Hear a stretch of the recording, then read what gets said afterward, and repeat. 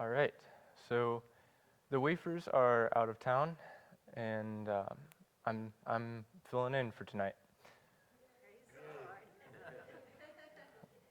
So we are in Numbers chapter 11, but it would probably be a good idea to pray again before we start. So, dear God, I thank you for this night and this time. I pray that you bless this time together, that we'd have open hearts, open minds to what you have to say to us tonight and just always, God. I pray that we just have an attitude of thankfulness and just bless your word tonight. In your name, amen.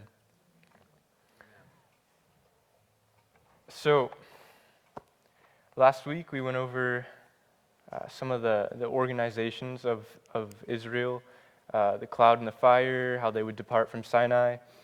Now, this chapter is taking a little bit of a different direction. It's not focusing on anything with the organization of Israel, but it's a little bit of a more personal deal here. The first little line is, "Now when the people complained." So that's kind of just a taster for this chapter. But let's get started. So, verse 1 of chapter 11.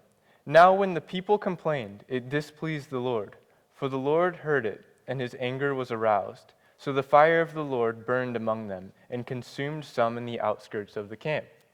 So after everything that the Israelites had been through, escaping from Egypt, I mean, they were a slave people, and they escaped from the strongest military force in the world. God brought them through that.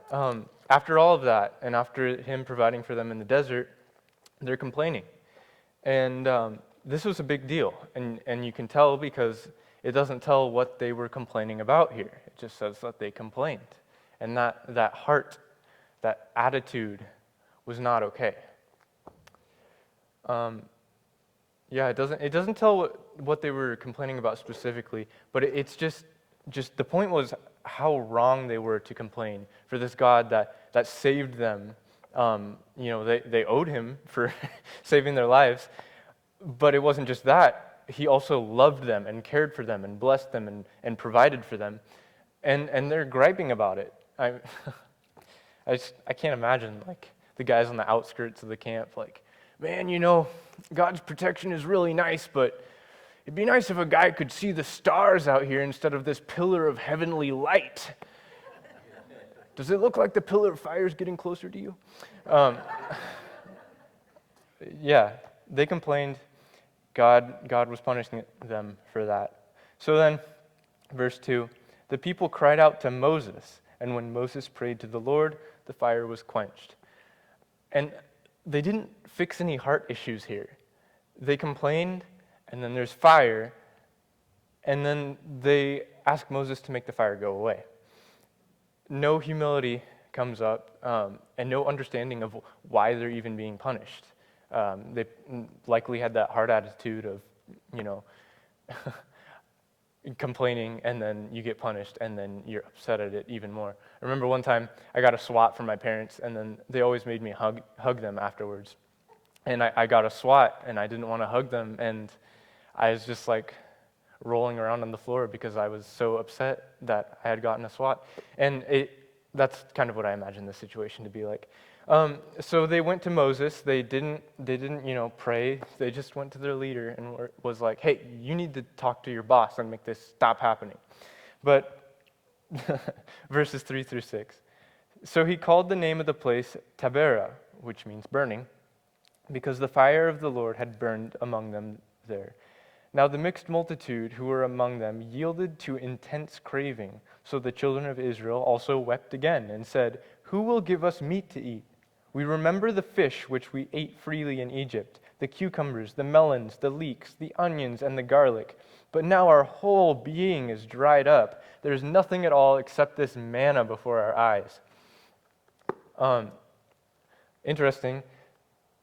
mixed multitude there. They came out of Egypt, and it's very probable that, they had some Egyptians there that saw the power of God and decided to go with them.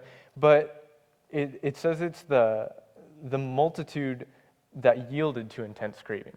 So not only is it a mixed people, but you can assume it's the mixed hearts, the griping hearts that weren't thankful and close to God. And the word yielded here is ta'ava, which means to want something, to desire something. And usually it's used in a good sense, like you desire God, you desire a good thing.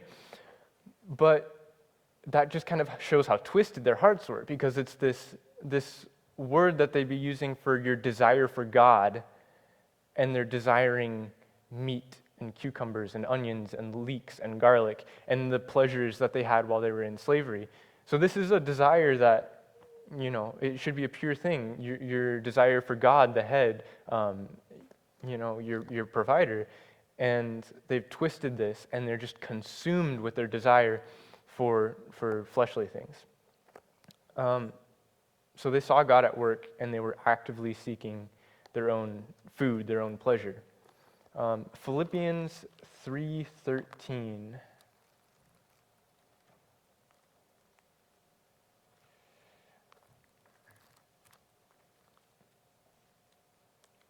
You know what?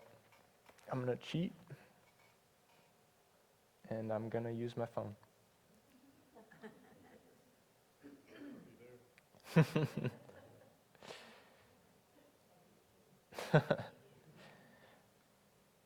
Philippians 3:13. Come on. It says, "Brethren, I do not count myself to have apprehended, but one thing I do, forgetting those things which are behind and reaching forward to those things which are ahead." And then down in verse 16 through 19.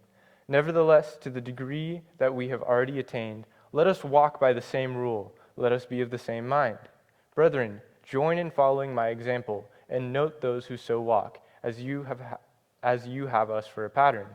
For many walk, of whom I have told you often, and now tell you, even weeping, that they are enemies of the cross of Christ, whose end is destruction, whose God is their belly, and whose glory is in their shame, who set their mind on earthly things." So, what is your desire? What have you been craving? What have you been desiring recently? Have you been seeking God? Aware of all the things that He's blessing you with, or are you remembering meat and garlic and leeks and things of the world? Verse 7 through 9. "Now the manna was like coriander seed, and its color was like the color of bdellium.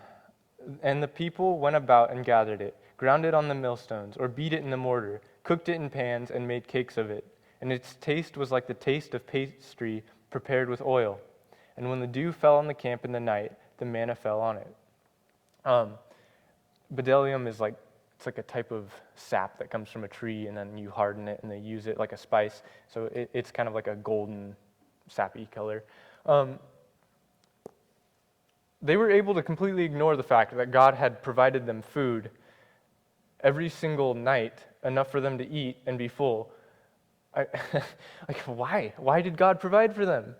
They're like, "Oh, you dragged us out here to die," but He's giving them food that tastes like pastries. I mean, I feel like I wouldn't be complaining about pastries every day, but they might get sick of it. But they didn't even talk to God. They got that heart, that mindset that God was against them. God's got His hand over them this whole time. He's providing for them, and their heart is telling them that God is here to spite them. He dragged them out into the desert, and He's, withholding good food. But why would He give them manna if He wanted to spite them? He provided for them because He loved them. Verse 10. "Then Moses heard the people weeping throughout their families, everyone at the door of his tent, and the anger of the Lord was greatly aroused. Moses also was displeased." So the Israelites did feel dissatisfied here, dissatisfied with God's care. It wasn't like an active thing that they were doing. They were complaining. They were weeping outside of their tents. It wasn't like, oh, we're trying as hard as we can, but God's not giving us what we want. It's really a big disrespect because by passively complaining, they're actively accusing God. By passively complaining, they're assuming or holding on to in their hearts that God is out to get them. And that's not God's heart at all. So what does God say about our own dissatisfied wishes and our requests? What should we do with those? Well, James chapter 4. James chapter 4, verses 1 through 5. Where do wars and fights come from among you? Do they not come from your desires for pleasure that war in your members? You lust and do not have. You murder and covet and yet cannot obtain. You fight and war, yet you do not have because you do not ask. You ask and you do not receive because you ask amiss, that you may spend it on your pleasures. Adulterers and adulteresses, do you not know that friendship with the world is enmity with God? Whoever therefore wants to be a friend of the world makes himself an enemy of God. Or do you think that the Scripture says in vain, the Spirit who dwells in us yearns jealously? Their love and their desire was for the world, wishing to receive blessings from God, wishing to receive more benefits than he was already giving, but they weren't going to walk with him. They weren't going to surrender their hearts to him. It was like, God, if you do this for me, then I'll respect you. Maybe. It's like, he already brought you out of slavery, man. And then back in Philippians 4 through 8. This is one you're probably familiar with. Rejoice in the Lord always. Again I say rejoice. Let your gentleness be known to all men. The Lord is at hand. Be anxious in nothing, but in everything by prayer and supplication. With thanksgiving, let your requests be made known to God. And the peace of God, which surpasses all understanding, will guard your hearts and your minds through Christ Jesus. Finally, brethren, whatever things are true, whatever things are noble, whatever things are just, whatever things are pure, whatever things are lovely, whatever things are of good report, if there is any virtue and if there is any praiseworthy, meditate on these things. When the desire is fleshly and selfish, it consumes them. That's all they could think about. They were blind to all the benefits and all the good things that they had. They had so much to be thankful for. They had so much to have a good attitude about.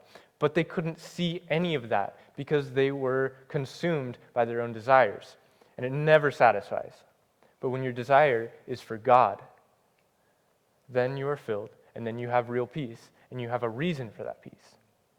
Their complaining was passive, but it was actively blaming God for their issues.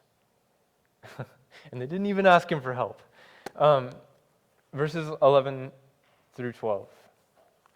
So Moses said to the Lord, "Why have you afflicted your servant, and why have I not found favor in your sight, that you have laid the burden of all these people on me? Did I conceive all these people? Did I beget them, that you should say to me, 'Carry them in your bosom, as a guardian carries a nursing child, to the land which you swore to their fathers?'" Moses, little drama queen here. His sarcasm here actually is kind of an interesting parallel, though, as he cries out to God. So who conceived this people? Who brought them forth? Obviously, that was God. He raised them up. He brought them out of Egypt. And I'll get into that parallel a little bit later because it talks about Moses a little bit later too. But yeah, just keep in mind Moses saying here that he feels afflicted by the weight of these people and that they're not his people. Verse 13 through 15. Where am I to get meat to give to all these people? For they weep all over me, saying, "Give us meat that we may eat." I am not able to bear all these people alone, because the burden is too heavy for me. If you treat me like this, please kill me here and now, if I have found favor in your sight, and do not let me see my wretchedness. Moses was completely unable to satisfy this people's desires. But God had still put him in that position. He felt very unsure of himself right here, but that was still where God had him. Why would God put him there? Verse 16 through 17. So the Lord said to Moses, "Gather to me 70 men of the elders of Israel, whom you know to be the elders of the people and the officers over them. Bring them to the tabernacle of meeting, that they may stand there with you. Then I will come down and talk with you there. I will take of the Spirit that is upon you, and I will put the same upon them. And they shall bear the burden of the people with you, that you may not bear it yourself alone." I love how quickly God answers this. It's like Moses cries out to God, and God is immediately like, "I already had a plan for that. I was just waiting for you to ask." He was waiting. A lot of people feel that God likes to break people in a bad way, like a cruel way. Like, oh yeah, Christians only try to minister to people when they're already in a hard place. I'm not going to be taken advantage like that. That's not the case. God wasn't trying to break Moses into humility here. He obviously had more than he could handle, but he was trying to give Moses a reminder, because he brought Moses to this place when Moses was working with him. It's like a reminder, like, "Hey Moses, hey bud, remember, you could never do this job alone. That's why I'm here." So Moses had a lot of honor, he had a lot of responsibility in that position, but the catch here was that he had to trust more with all of this responsibility, that he had to lean on God more, because that was the position he was in. Now Moses as a picture, that parallel I was talking about, he's trying to lead God's people. He feels the weight of being like an adopted parent, or at least a babysitter of God's people. And he was just a man. He was just a human. And he couldn't bear the weight. But who was able to feel that weight and take on that responsibility and bear that weight for us? Let's see. Isaiah 53.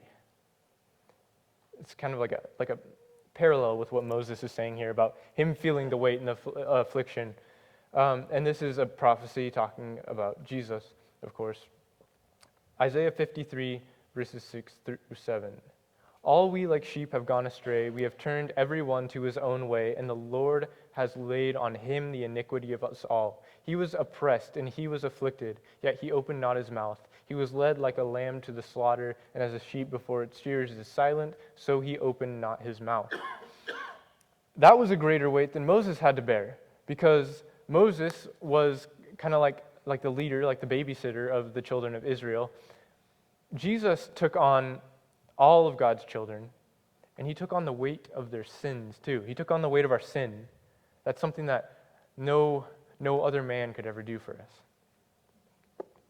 And Matthew 23, Matthew 23:37. "O Jerusalem, Jerusalem, the one who kills the prophets and stones those who are sent to her, how often I wanted to gather your children together as a hen gathers her chicks under her wings, as a hen gathers her chicks under her wings, but you were not willing."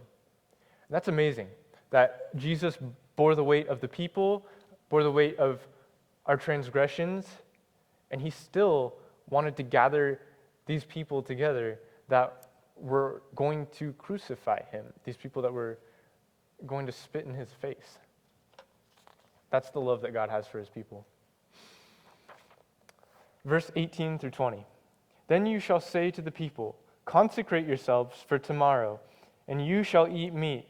For you have wept in the hearing of the Lord, saying, Who will give us meat to eat? For it was well with us in Egypt. Therefore the Lord will give you meat, and you shall eat. You shall eat, not 1 day, nor 2 days, nor 5 days, nor 10 days, nor 20 days, but for a whole month, until it comes out of your nostrils and becomes loathsome to you, because you have despised the Lord, who is among you, and have wept before him, saying, Why did we ever come up out of Egypt?'" God's plan was twofold. He wasn't going to just take care of Moses' issues when he cried out to him, but these were his children, and he was going to answer their hearts, their problems. Um, I like that he says, you have wept in the hearing of the Lord. Like, it's not like, you didn't come to me and ask for help. It's like, you have wept in the hearing of the Lord. And that it's not in a good way. And then verses 21 through 23. Moses said, the people whom I am among are 600,000 men on foot. Yet you have said, I will give them meat to eat, that they may eat for a whole month. Shall flocks and herds be slaughtered for them to provide enough for them? Or shall all the fish of the sea be gathered together for them to provide enough for them? And the Lord said to Moses, has the Lord's arm been shortened? Now you shall see whether what I will say to you will happen or not. So Moses was probably thinking that this was going to be an organization nightmare, because even if God could provide enough cows to provide for 600,000 plus men, families, then they were still going to have to make sure that everybody got the right amount. So he's probably thinking, yeah, you said that they were going to get sick after a month of eating it, but you're still giving them what they wanted for a month, and couldn't they just eat it for 39 days and then stop short of a month? But God was over this. He knew what was best, what they really needed to see here. Moses is like, man, why are you giving them what they wanted? Isn't that bad parenting? And I got to distribute it on top of that. Verse 24 through 28. So Moses went out and told the people the words of the Lord, and he gathered the 70 men of the elders of the people and placed them around the tabernacle. Then the Lord came down in the cloud and spoke to him, and took the Spirit that was upon him, and placed the same upon the 70 elders. And it happened, when the Spirit rested upon them, that they prophesied, although they never did so again. But two men remained in the camp. The name of one was Eldad, and the name of the other was Medad. And the Spirit rested upon them. Now they were among those listed, but had not gone out to the tabernacle. Yet they prophesied in the camp. And a young man ran and told Moses, and said, Eldad and Medad are prophesying in the camp. So Joshua, the son of Nun, Moses' assistant, one of his choice men, answered and said, Moses, my Lord, forbid them. I love how they're in different places working here. Some of the guys go to the tabernacle, and some of the guys stay in the camp. And Moses even is the leader of the people, but they all have the same spirit. Whether it's Moses, who God is using to lead all the people at that time, or the elders who are over their own little groups and helping manage, or it's these people that maybe didn't go to the tabernacle meeting, but they felt that they were better out there. There's one God, and there's one Spirit, and He has a plan for all of them. And there wasn't a right way to do it either, really. These guys stayed in the camp, and they prophesied, but it probably wouldn't have worked out so well if everybody stayed out in the camp, because God called them to gather. Not that we should be disobeying God by any means. But I think it just shows that there's a variety of ways that God calls us to minister. Maybe God really called you to street witnessing, and maybe you're really good at that. That doesn't mean that, everybody should be street witnessing all the time. Okay, we should all be witnessing, but that doesn't mean that every single person goes out on the streets every single night.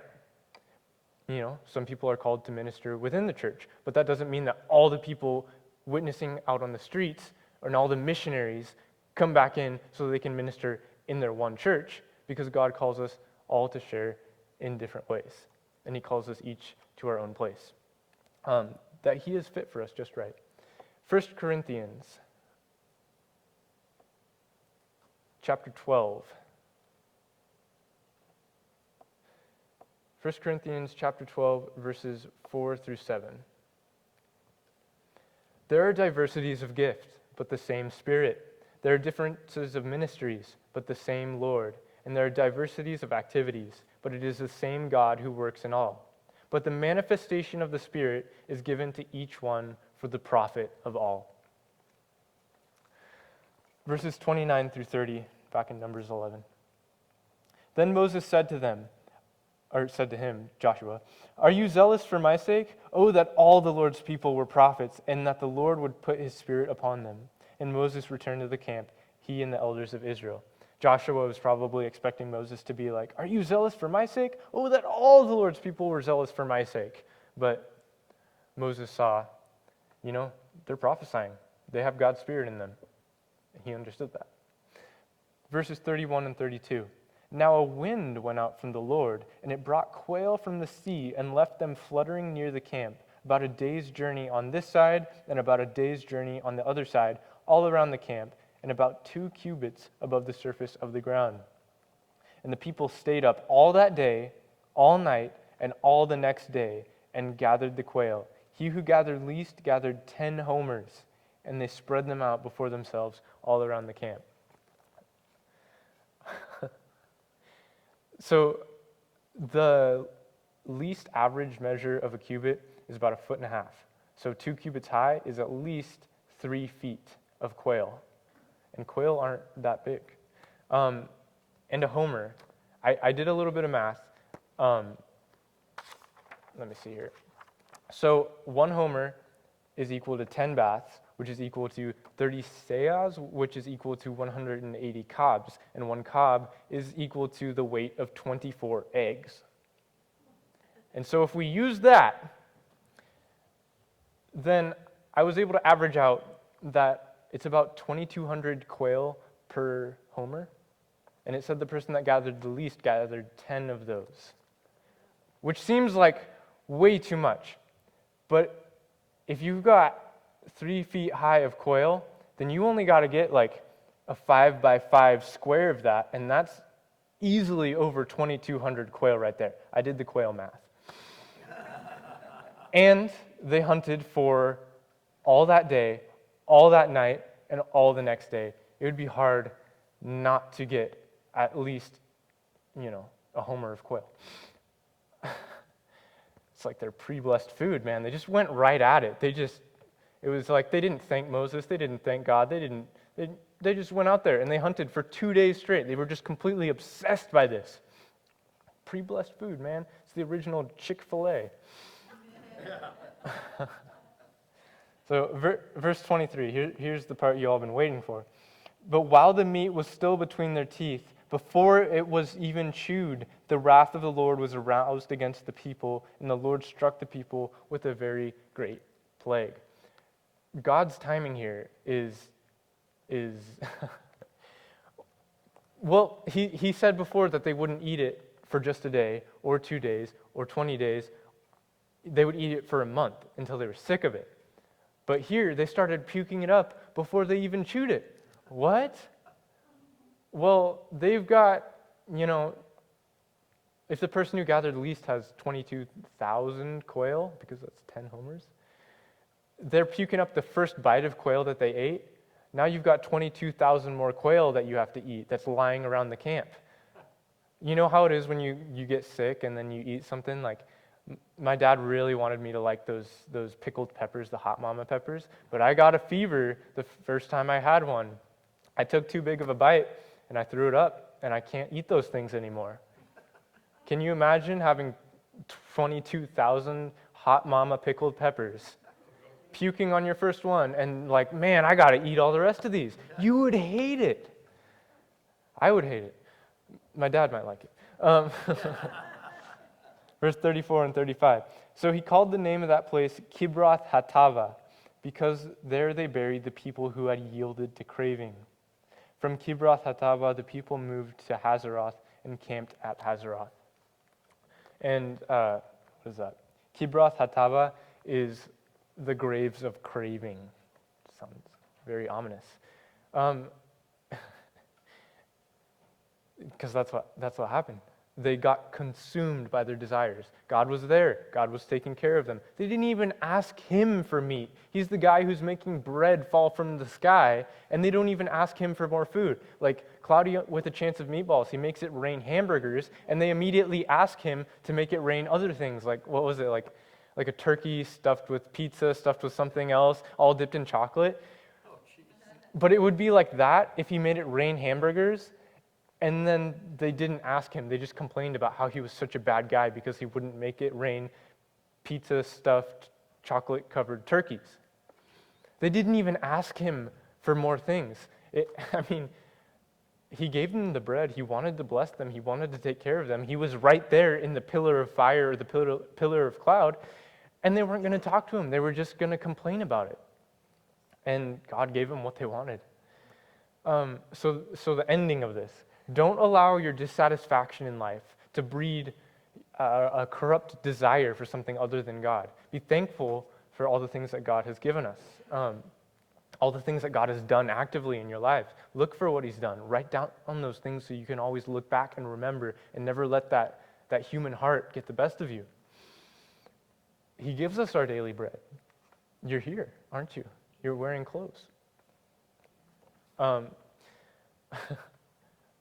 So he gives to us and he cares about us. He saved you, he blesses you. He saved me, he blesses me. And he does it because he wants to take care of us. He wants to be involved in our lives. He says he was present with them in the camp. And he's near to a humble heart. And real quick, in Luke chapter 11. Luke chapter 11, verses 9 through 13. It says, So I say to you, ask and it will be given to you. Seek and you will find. Knock and it will be open to you. For everyone who asks receives, and he who seeks finds, and to him who knocks it will be opened. If a son asks for bread from any father among you, will he give him a stone? Or if he asks for a fish, will he give him a serpent instead of a fish? Or if he asks for an egg, will he offer him a scorpion?